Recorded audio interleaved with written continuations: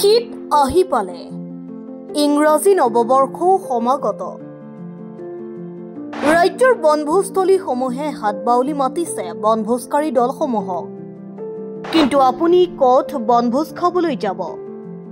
যিখন ঠাই প্ৰাকৃতিক সৌন্দৰ্যৰে ভৰপূৰ চাফচিকনৰ লগতে এটি সুশৃংখল পৰিৱেশ নিশ্চয় সেইখন ঠাইতে যাব এনে পাঁচখন বনভোজস্থলীৰ আভাস আপোনাক দিব ওলাইছো এই প্ৰতিবেদন চাই এতিয়া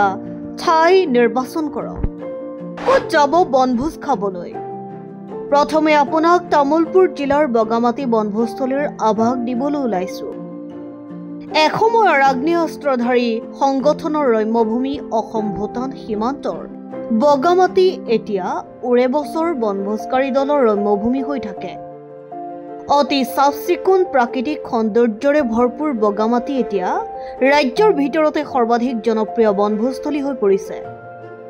ইয়াত থকা বৌদ্ধ মূৰ্তি ওলোমা দলং চোৱাৰ লগতে ৰাফটিং কৰি আনন্দ লভিব পাৰে হাতী ময়ূৰৰ লগতে ভালুক বনৰীয়া গাহৰিৰ মুক্ত বিচৰণস্থলী হ'ল বগামাটি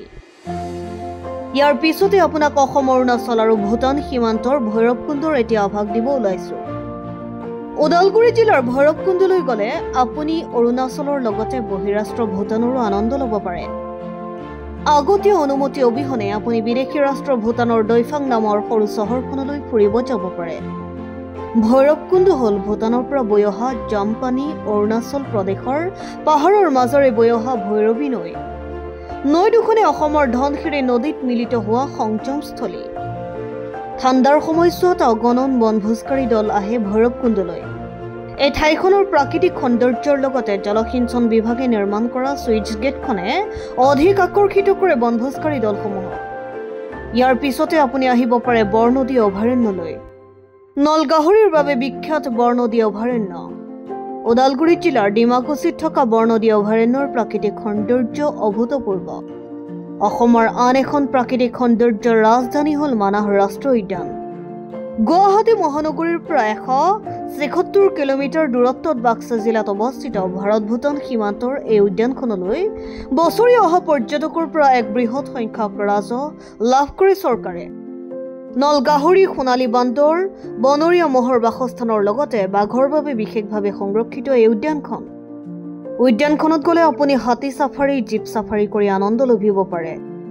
আপুনি যাব পাৰে ওদালগুৰি জিলাৰ ওৰাং ৰাষ্ট্ৰীয় উদ্যানলৈ প্ৰকৃতিয়ে অকণো কৃপণালি নকৰাকৈ সমুদায় সৌন্দৰ্য যেন ঢালি বাকি দিছে উদ্যানখনলৈ